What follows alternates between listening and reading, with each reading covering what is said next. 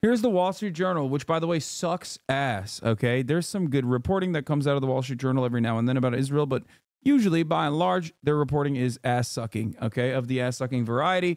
This is a video where they ask the question, why does the U.S. support and fund Israel so much? Let's take a look.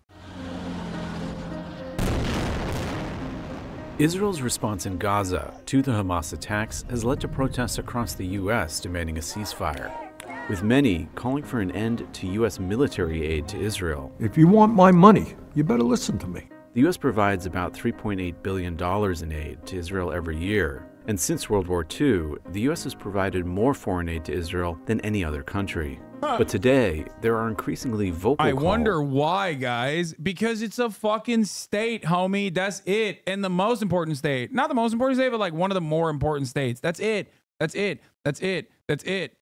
Okay? The reason why I'm talking about like Wall Street Journal ass sucking on their coverage is like, they had a former IDF PR person writing an article that cleaned up her fucking entire connection to the IDF, where she was like, you know, she was just like posturing with like incredible propaganda recently.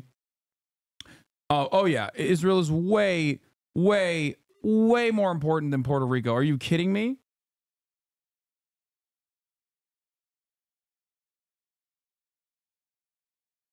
Anyway. Reading the New York Times and Wall Street Journal is actually part of what started me on the road to leftism. I started wondering why they referred to Israeli soldier deaths so much more empathetically than Palestinian civilians slaughtered, even when the numbers were wildly disparate. This was back in 2014, 2015. Yeah, always. It's a very healthy question to ask, usually. Israel received more in total from the federal government than Mississippi? I don't know about that. But did you see the Wall Street Journal opinion page yesterday? Yes, I did. This is why I'm saying, like, they suck ass, okay? Chicago votes for Hamas. Mayor Brandon Johnson supports a ceasefire in Gaza and not Chicago. That's the editorial board, guys. This is not just like one fucking psycho. This is all the psychos of the Wall Street Journal editorial board. Just something to remember always, okay?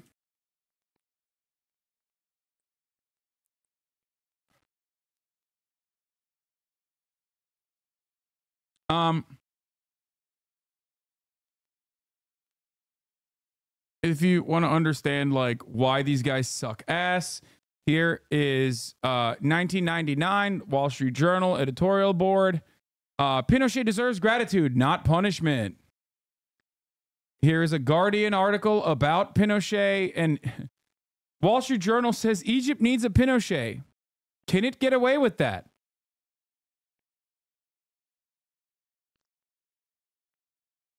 Wall Street Journal in 2000. Pinochet free at last.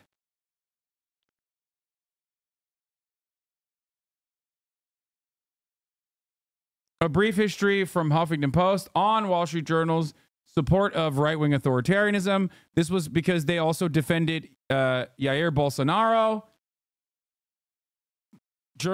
Wall Street Journal was very openly in defense of Pinochet long after his death and even up to his death. They consistently talked about how sick he was.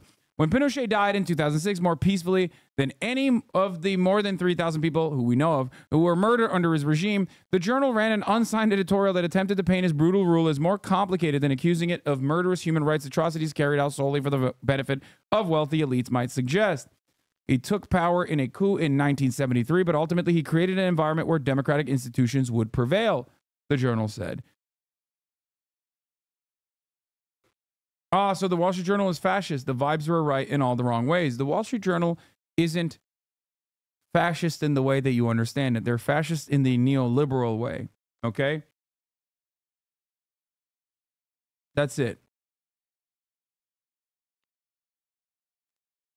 In Peru, Pinochet may be the editorial board's darling, but the Journal has found ample time to praise his contemporaries too. They wrote, hailed Peruvian President Alberto Fujimori at the end of his decade in power with a cheerful column that excused the strongman's litany of human rights abuses. In Argentina, gave them some credit. O'Grady and the Wall Street Journal have at least shied away from unabashed praise of Argentina's military dictatorship, which was led by Army Commander Jorge Rafael Videla and ruled the country with an iron fist from 1976 to 1983. Shortly after Argentina returned to democratic governance, He was convicted of crimes against humanity because of the number of political dissidents who appeared during his regime. The worst estimates pin the total somewhere north of 30,000. Okay.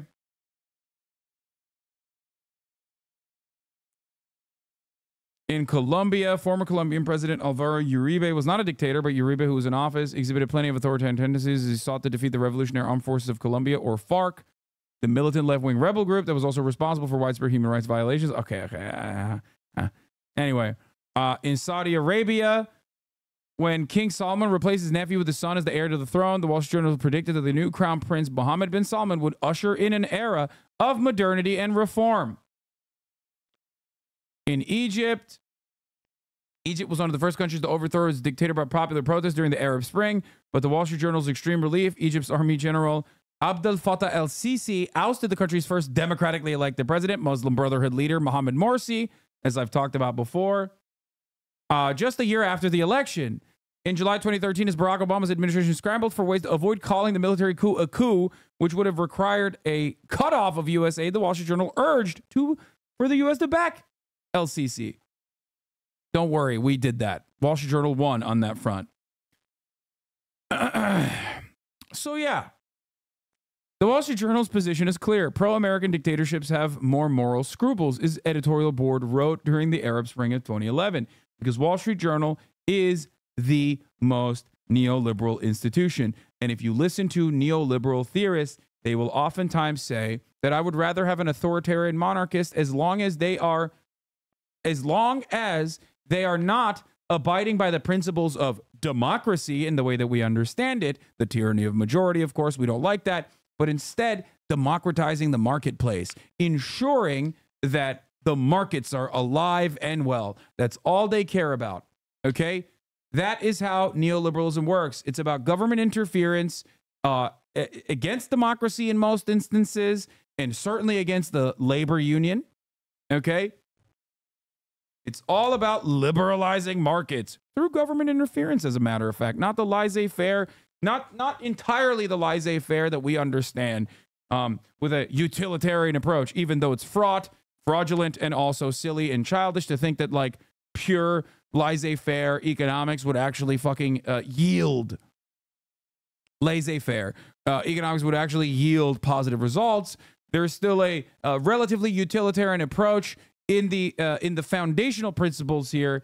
They want to help as many people as possible. The neoliberals are like, I don't give a fuck about helping people as long as the markets are the best, because ultimately, as long as the markets with government interference are as free as they possibly can be, then, you know, the strongest will always thrive and survive. And that will be good for people, even if like a lot of people die as a consequence. Okay, I fucking went to like a million different directions here.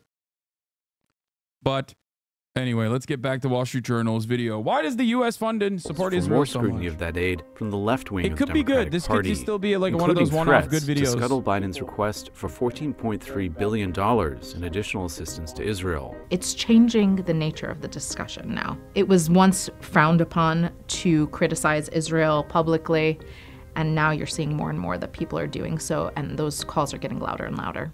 This is a simple request for information. On January 16th, Senator Bernie Sanders introduced a resolution that sought to impose conditions on continued aid to Israel. It simply requests a report on how U.S. aid is being used.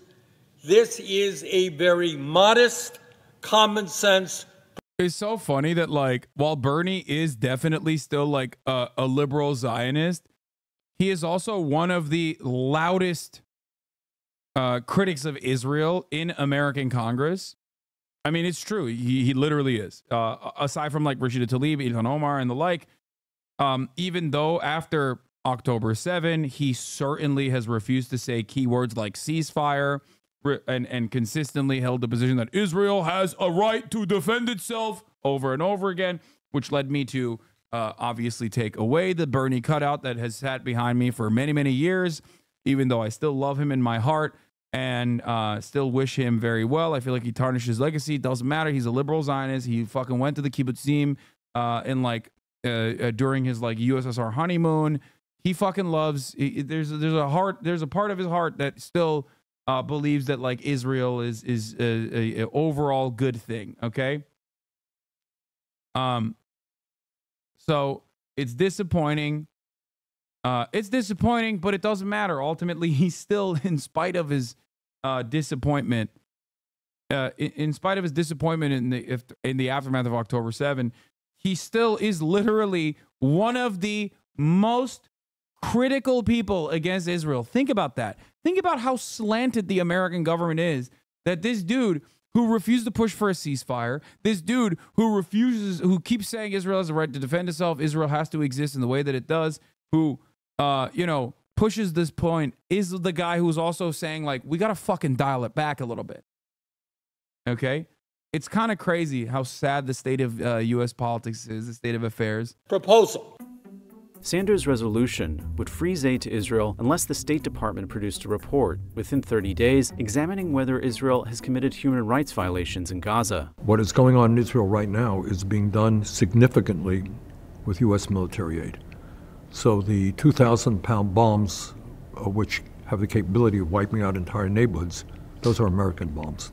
As expected, the Senate overwhelmingly rejected Senator Sanders' resolution in a 72-11 vote. We can and should continue to push Israel towards a targeted prosecution of the war against Hamas in Gaza, but passing this resolution does not do that. In fact, I would say it is counterproductive to it. Are we complicit?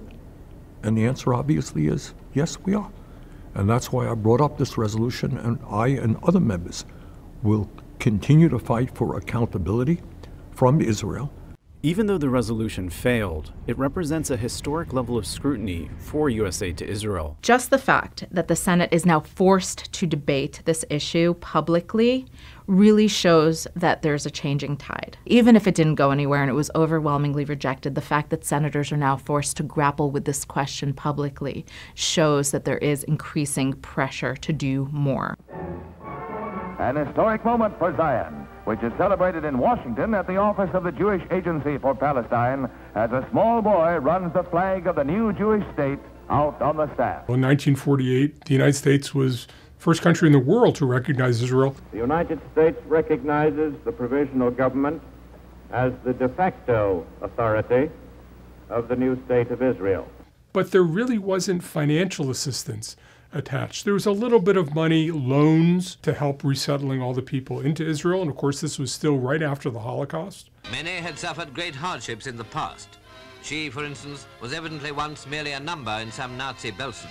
Which was an important part of the context for the creation of Israel. In the 1950s and 60s, the U.S. provided the new country with economic aid. But by the early 1970s, U.S. aid became mostly military assistance.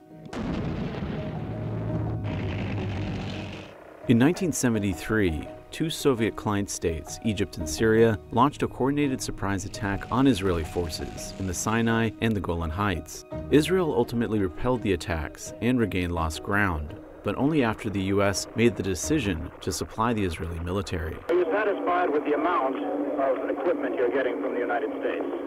I'm very happy with what we are getting and very thankful for that.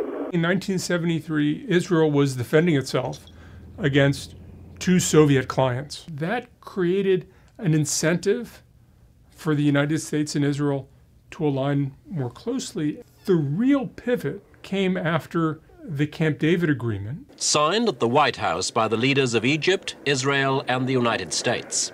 After decades of mistrust and warfare, it looks as if American diplomacy has finally made possible a formal peace treaty between the two old adversaries.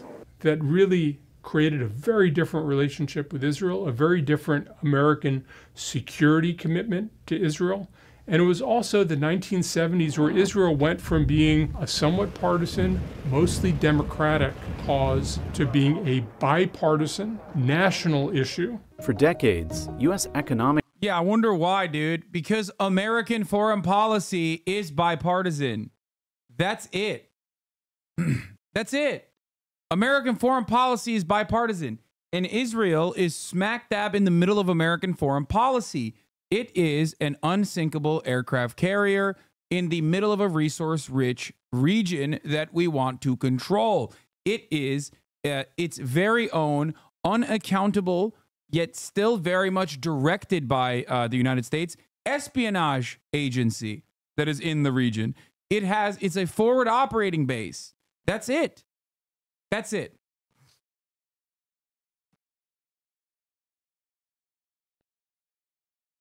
That's it. Economic aid to Israel helps support the Israeli economy, but since the rapid expansion of Israel's economy in the 1990s, U.S. economic aid to Israel began to gradually phase out in the 21st century. So there was a shift over time, agreed to by both sides, where the American assistance to Israel, which had been balanced after the Camp David Agreement in 1979 between economic and military assistance, became only military assistance. Part of America's strategy in the Middle East is ensuring that Israel maintains a qualitative military edge over its neighbors. This approach involves giving Israel first access to, or more advanced versions of, U.S. defense technology. It also offsets military sales to its neighbors with increased weapons packages or military aid to Israel. What this means is that when the neighbors want to buy a weapons system, the United States often has to arrange to also sell that weapon system to Israel. Annual foreign military financing grants from the U.S. represent about 16% of the Israeli military budget. So let me share with you why making sure Israel and Ukraine succeed is vital for America's national security. You know, history has taught us that when terrorists don't pay a price for their terror, when dictators don't pay a price for their aggression. Yeah, he's right. Except you should say that about Israel. Yeah, when terrorists don't pay a price for their terror, like Israel, they just keep getting louder and prouder. They cause more chaos and death and more destruction. He's right. He's right. That's what Israel's doing, dog. Do something. Genocide Joe. In Israel, we must make sure that they have what they need to protect their people today and always. Last year, President Biden requested $14.3 billion in additional assistance to Israel. Sheesh. A $14 billion funding request would provide an additional $10.6 billion for the Pentagon to better equip Israel. The U.S. military response to the Hamas attack includes ammunition and interceptors to replenish Israel's Iron Dome system, which is the bedrock of the country's defense. Israel and America are connected now and forever. Historically, U.S. aid packages to Israel have faced little trouble getting through Congress because Israel has long enjoyed bipartisan support. Peace requires compromise, but we will never ask Israel to compromise its security. Can't do that. Oh, dude, shit. That's crazy. Oh, my God. Good thing we elected Biden, dude. He's totally going to have a different approach to Israel. Oh, fuck, that's right. He doesn't have the exact opposite approach. He has the exact same approach. Oh, shit. There has been remarkably strong bipartisan support for aid to Israel, but so remarkable, so shocking. It's the same thing behind Saudi Arabia.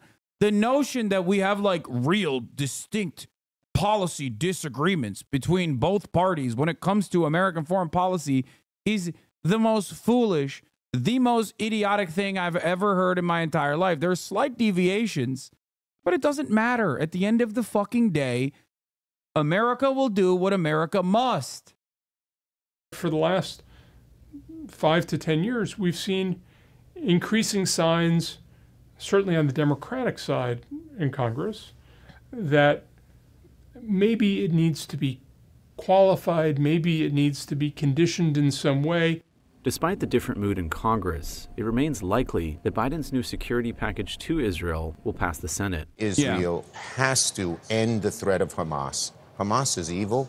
If Hamas is left to its own devices, they will do to Israelis everywhere in Israel what they did to Israelis on the Gaza Strip.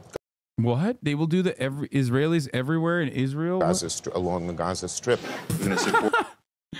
Also, the weapons cache already in Israel that's technically American, but will used almost at will by Israel. Yeah. Our close friend and ally, Israel. The U.S. has decided that providing aid to Israel is just a fixture in its foreign policy. Thank you for the raid majority report. One thing that I have talked to officials about in recent weeks is, are there going to be conditions at any point? You criticize Israel's actions. Fuck no. There will not be. Why would there ever be any conditions? It's only just like, oh, please don't do it. But also, like, we will do everything we can. We will do everything we can to facilitate the baby murder. The baby murder must continue. You have to. Okay? You have to keep doing the baby murder. I'll fucking die if you don't kill more Palestinian children. I need it. I need it so bad. Oh, fuck. I need it so bad. Oh, no. And I have proof. I am going to read out, and this is like a perfect TikTok, Prem Tucker's, reporter for The Intercept's, bullet points on what the United States has done. Okay? This is a good TikTok as well. Since the International Court of Justice ruled 5 days ago that Israel is plausibly committing genocide, with a mostly 15-1 decision, by the way, to continue the court case, Israeli forces have reportedly killed 818 Palestinians and have injured 1,462 Palestinians. Also, since the trial that took place 6 days ago at this point, the Israeli forces reportedly killed, like I said, 818 Palestinians, injured 1,462. A 6-year-old girl watched as Israeli forces shot and killed her family inside the car she was in. She reportedly survived, but her location is now unknown. There was footage showing Israeli soldiers echoing Prime Minister Benjamin Netanyahu's rhetoric. We killed thousands of Amaleks. Morally, every Arab is a suspicious entity. This, by the way, is new videos, which is important to note because that is exactly what they showed in the International Court of Justice's court case. That's what South Africa showed. That all the way from Benjamin Netanyahu's mouth to the ears of the regular IDF soldiers on the ground, they kept repeating the Amalek genocidal rhetoric. And they still are. There were footage of 30 handcuffed, blindfolded, and executed bodies found in a school in northern Gaza. These bodies were under a pile of trash. Very little coverage came of this story. Okay? There was footage showing an Israeli soldier forcing a busload of kidnapped Palestinians to praise his family and say they will be his family's slaves. There's a new BBC story where UNICEF says its biggest concern for an estimated 19,000 children who are orphaned or have ended up alone with no adult to look after them. CNN wrote a story yesterday or 2 days ago. Palestinians are eating grass and drinking polluted water as famine looms across Gaza. A new Guardian story showed between 50 to 62% of all buildings in Gaza have likely been damaged or destroyed. Palestinians have been seen detained, blindfolded, and left barefoot by Israeli forces in southern Gaza, where it's supposed to be safe for the Palestinians in the safe zones. The Israeli forces have heightened the attacks around multiple hospitals. People in Israel are repeatedly blocking aid trucks from entering Gaza, where hundreds of thousands of people, including the hostages, are at risk of starvation and malnutrition. They have also talked to Defense Minister Yoav Gallant about their interest in this. Defense Minister Yoav Gallant says that Israel will maintain military control of the Gaza Strip once the conflict is over, giving it freedom to operate similarly to the way it currently does in the West Bank. Israeli forces have infiltrated a hospital 2 days ago, where they were dressed as medical staff, which is a war crime, in order to execute 3 Palestinians in the West Bank and not in Gaza. Okay? They entered a hospital dressed as medical staff and executed 3 Palestinians, one of which was directly in the hospital bed getting treatment for his spinal injury. Okay? In the West Bank, by the way. Israeli forces... hundreds of settlers also recently hosted a conference headlined by officials including National Security Minister Itamar Ben-Gvir, calling for the settlement of Gaza, celebrating this. Nancy Pelosi has suggested that groups calling for a ceasefire are Russian plants and says the FBI should investigate. But last but not least, in the immediate aftermath of the International Court of Justice ruling that actually said Israel must stop its genocidal acts immediately. Maybe not calling for a ceasefire, but demanding that Israel no longer continue with its genocidal acts. What did the American government and immediately the UK government do? That's right. They suspended funding of the UNRWA. UNRWA is one of the only institutions that Palestinians can rely on. Why did they do this? That's because Israel claimed, without any evidence whatsoever, that the UNRWA 12 UNRWA workers had actually facilitated in acts of violence, that engaged in acts of violence and potentially kidnapping on October 7. U.S. Representative Brian Mast says more infrastructure in Gaza needs to be destroyed. Pro-Palestinian activists confronted U.S. Representative Brian Mast, who says there are no innocent Palestinians in Gaza, and says more of Gaza's infrastructure needs to be destroyed, and says that the UN was moronic for creating UNRWA, and says it needs to be totally abolished. This is a major point for Israel. Israel wanted to destroy UNRWA for many years. Okay, Brian Mast served in the IDF personally, but like in the background, I think he was like he was packaging med kits or whatever. But that's how much of a dick rider he is for Israel, even though he is not Jewish and nor is he Israeli, obviously, and just simply is a dick rider for any kind of apartheid regime that kills Muslims, brown people, Christians, Arabs in general.